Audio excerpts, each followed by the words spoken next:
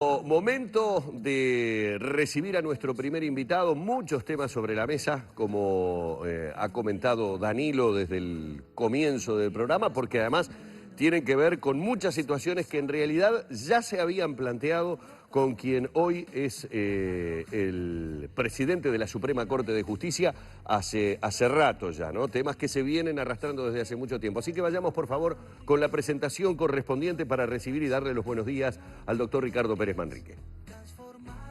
La entrevista es una presentación de queso rallado artesano. En todas las comidas, queso artesano, el mejor.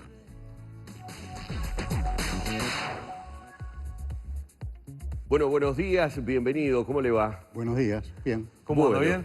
¿Bien? Bien. ¿No le tocó visita de cárcel este año? No, porque el presidente queda en Montevideo, no va a la visita No va a la de cárceles visita. y están los otros 4 colegas recorriendo el país. ¿Empezaron ayer o empezaron hoy? Empezaron el lunes. Al lunes. Sí, sí. Así que están recorriendo todo el país, empezaron por el norte algunos y otros por el suroeste y van avanzando. Le lleva varios días, digo, o incluso semanas, supongo, ¿no? Son 2 equipos, 2 ministros cada uno, que recorren los 18 departamentos del interior y que están prácticamente una semana fuera de Montevideo.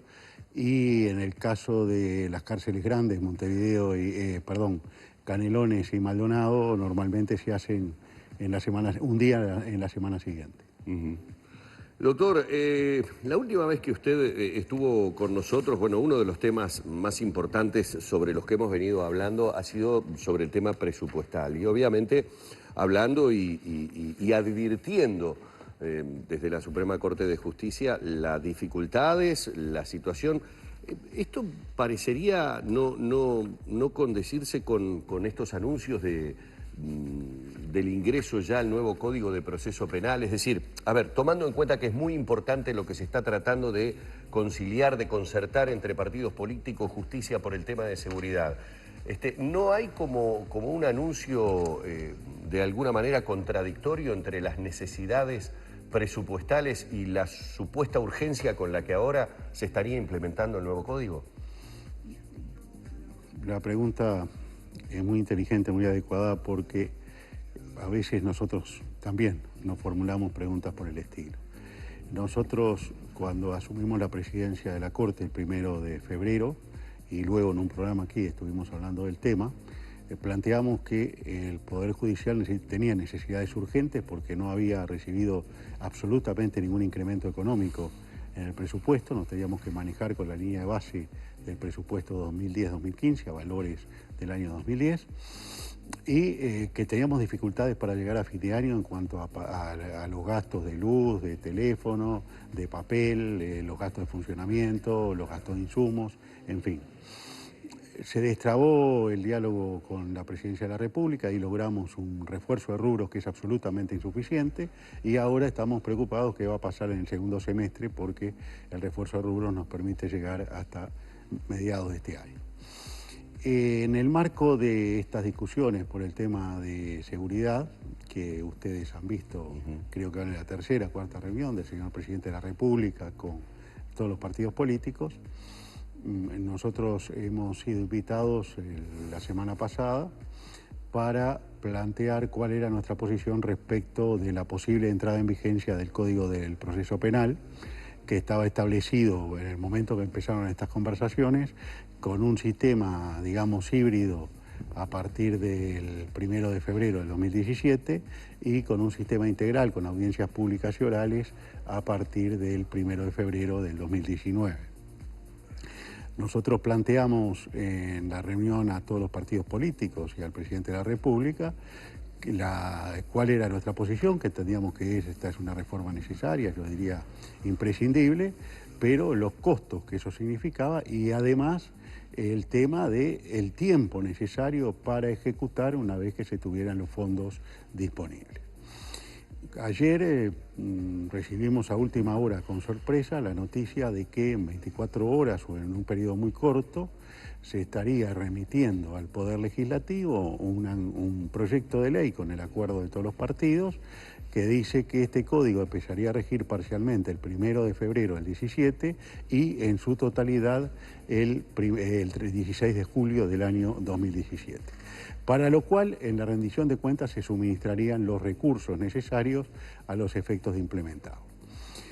La realidad del Poder Judicial es la misma, por eso tuvimos una intervención escrita en esa reunión, que esa intervención escrita está en la página web del Poder Judicial para que la ciudadanía la vea, porque esa es la posición oficial del Poder Judicial.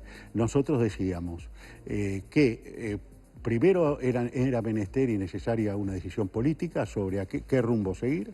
Segundo, era necesario que el Estado tomara como decisión saber realmente qué se necesita para implementar esto, para lo cual ya estábamos negociando, no sé en qué estado habrá quedado ahora, la designación de una consultoría por parte de la Presidencia de la República para decir el Estado uruguayo necesita esto para implementar el nuevo régimen procesal penal, y a partir de ahí los tiempos necesarios de acuerdo a esas necesidades para implementar.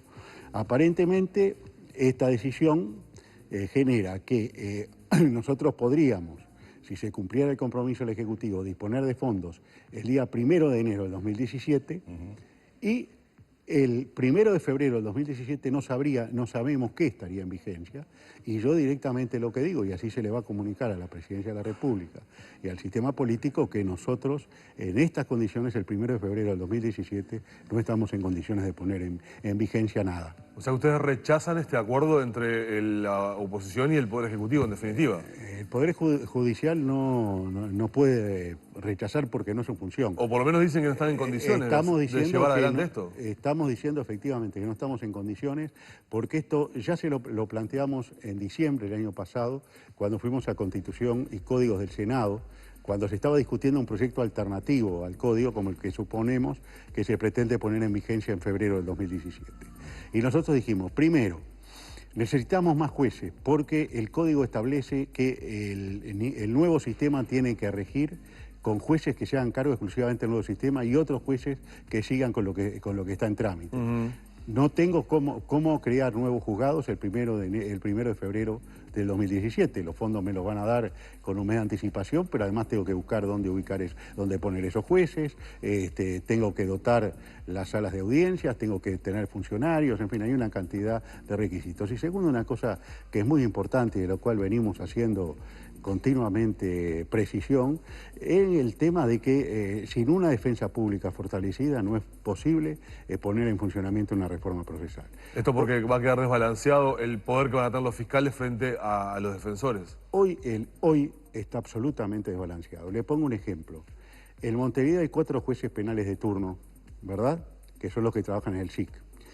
Esos 4 jueces penales de turno tienen cada uno un fiscal con un equipo de 2 adjuntos que trabajan todos los casos que van a ese juzgado. ¿Saben cuántos defensores públicos tiene el Poder Judicial para trabajar en un turno? 2 titulares y 2 procuradores. Es inviable, sí. Entonces, ya hoy estamos totalmente desbalanceados. Si se pretende profundizar la reforma, que vuelvo a repetir, nosotros estamos totalmente de acuerdo, entonces lo que hay que pensar ahí, profundizar la cosa y mejorarla. Y no se puede crear un defensor público de un día para otro. Es decir, hay que convocar un concurso para designar nuevos defensores y hay que prepararlos para mandarlos a la cancha a trabajar. Ahora, permítame, presidente, ¿y qué es lo que van a hacer ustedes concretamente? Más allá de este planteo donde le van a expresar al Poder Ejecutivo que, tal como está la situación y lo que se ha planteado en las últimas horas por parte del oficialismo y de la oposición, es inviable de ejecutarse sobre los plazos que se han planteado y sobre el fondo de la reforma, donde hay coincidencias, como usted decía. ¿Qué tipo de planteo van a hacer? ¿Van a pedir que se difiera, por ejemplo, en el tiempo? La lógica sería, en el mejor de los casos, que el código totalmente, como está previsto, empezara a regir en julio del 17. O sea, y no extenderlo hacia el segundo semestre. Exacto. A nosotros nos preocupa este periodo intermedio que nosotros hemos advertido, vuelvo a repetir, no estamos inventando nada, eso está dicho en el discurso que se plantea, en la intervención que se hizo ante todo el sistema político. Acá primero hay que hacer un trabajo de concientización de la población porque cambia la brújula de esto. No solo el fiscal pasa a dirigir la investigación, sino que además el indagado tiene derecho a esperar la sentencia en libertad, salvo circunstancias excepcionales, que son un delito inescarcelable o el hecho de que haya riesgo desde el punto de vista procesal, o sea, riesgo de fuga, que la persona destruya pruebas o para la seguridad de la víctima. Entonces, cambia el régimen de prisión preventiva, la gente hay que explicarle a la gente esto.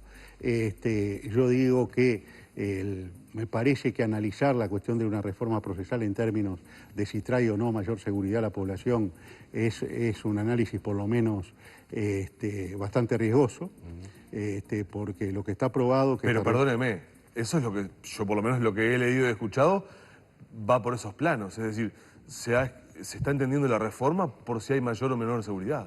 Bien, es decir, esta reforma, es decir, esta vigencia se aprueba en el marco de un acuerdo sobre seguridad, ¿verdad? Ese ha sido el discurso, nosotros creemos que es riesgoso, no nos animamos a decir que la gente se va a sentir más segura con este código, es decir, creo que los códigos procesales no tienen, por lo menos en este caso no tendrían una incidencia tan directa. Lo que sí digo que es insostenible esta situación en la cual prácticamente este sistema inquisitivo, el Uruguay es el único país que lo tiene hoy en el mundo y que ha sido justamente cuestionado este sistema. Pero nosotros, vuelvo a repetir, nos preocupa que el sistema se ponga a funcionar con los requisitos necesarios para que el sistema no fracase. Nosotros no queremos que fracase, no queremos que se deslegitime, que pierda legitimidad frente a la población, porque, por ejemplo, han habido dificultades de orden material que han impedido que se ponga a funcionar de la mejor manera posible. Doctor, lo que, digamos, queda claro entonces es que los tiempos para lo de febrero evidentemente no dan, pero además hay una posición...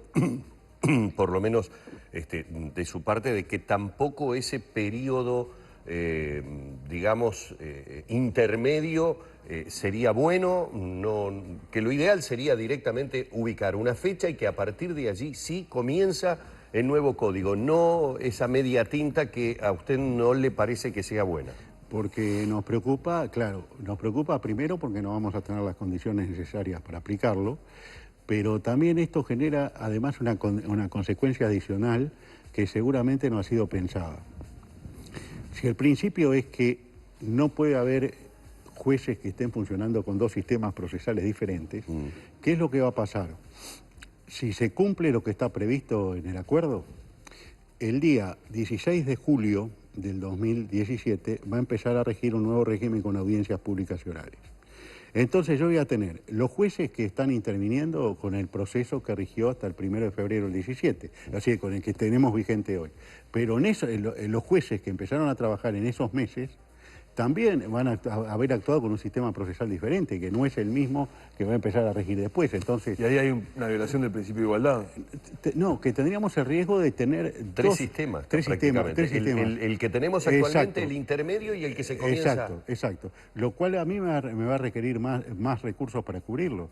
Esto también, esto no ha sido señalado así porque nosotros teníamos otra idea de por qué camino iba este debate.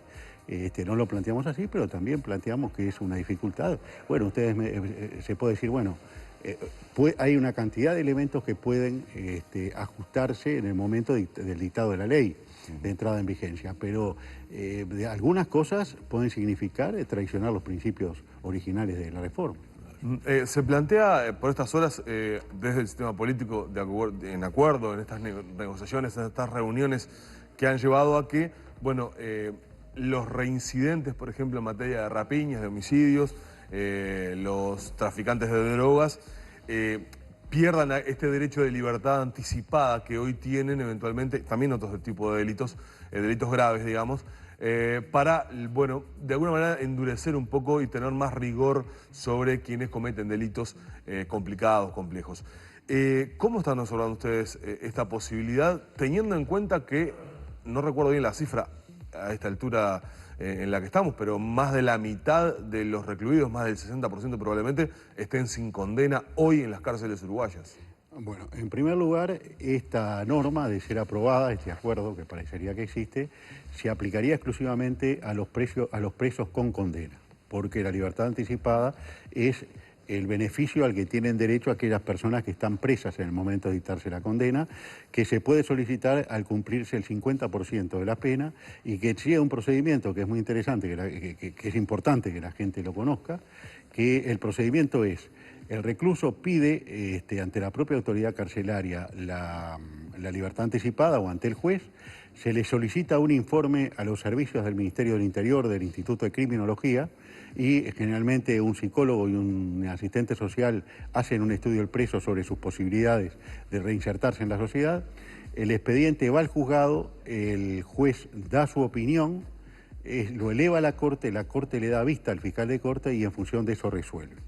En esas libertades anticipadas, que la resuelven lo que se llama la sala penal, 3 ministros de la Corte que va rotando, que en este caso, este año como estoy en la presidencia yo no lo integro, el factor de si el individuo es reincidente o reiterante por delitos de lo que se llama delitos de la misma etiología, es decir, el individuo que viene cometiendo rapiñas, que viene cometiendo, como se dijo aquí, tráfico de drogas, etcétera, etcétera, el factor de que haya cometido 2 delitos ofendiendo el mismo bien jurídico es un factor que juega fuertemente al momento de considerar su libertad anticipada. O sea, que ya se está aplicando, digamos. De hecho, es un factor que no pasa desapercibido para la Corte para nada. Lo que yo pienso es que con esto se busca endurecer el régimen de manera de que, ¿qué es lo que pasa? Yo tengo una persona en esas condiciones, pero a mí me viene con 2 informes del Instituto de Criminología, de un asistente social y de un psicólogo que me dicen que el individuo está recuperado. O que se puede insertar en la sociedad, etcétera. Me viene con el juez que dice sí, efectivamente, y a veces el fiscal de corte que también me dice que sí.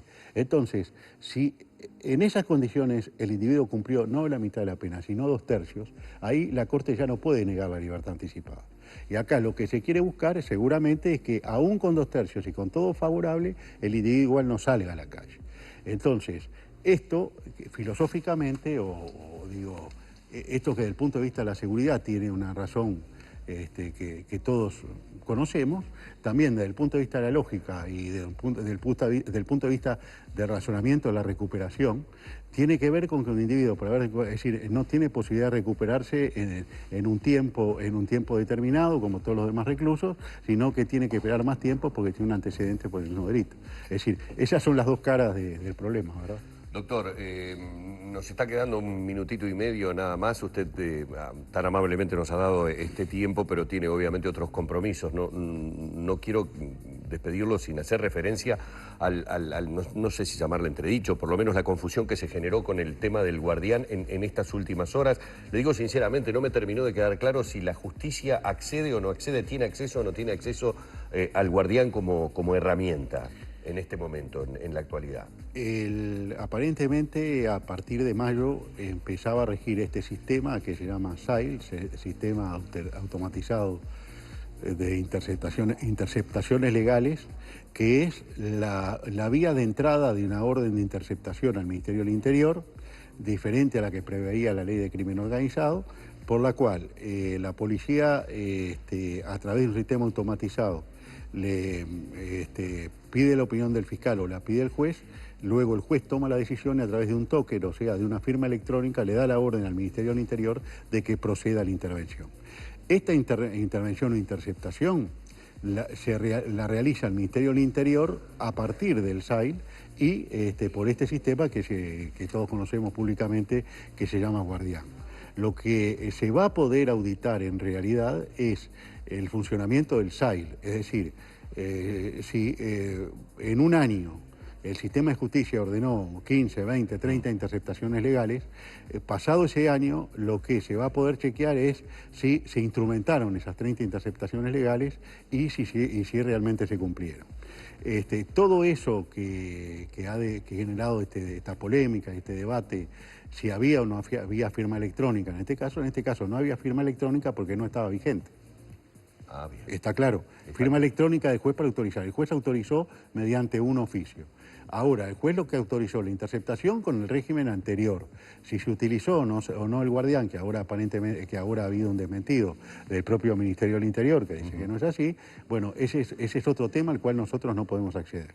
Perfecto. Doctor, muchísimas gracias por estos minutos. Muchas gracias. Bueno, así hemos estado dialogando. Por supuesto, nos han quedado muchísimos temas, pero el doctor Pérez Manrique ya está mirando su reloj y hemos cumplido a rajatabla con los minutos y segundos y le volvemos a agradecer mucho su presencia en Arriba Gente. Vamos cerrando por aquí este encuentro que hemos tenido con el presidente de la Suprema Corte de Justicia.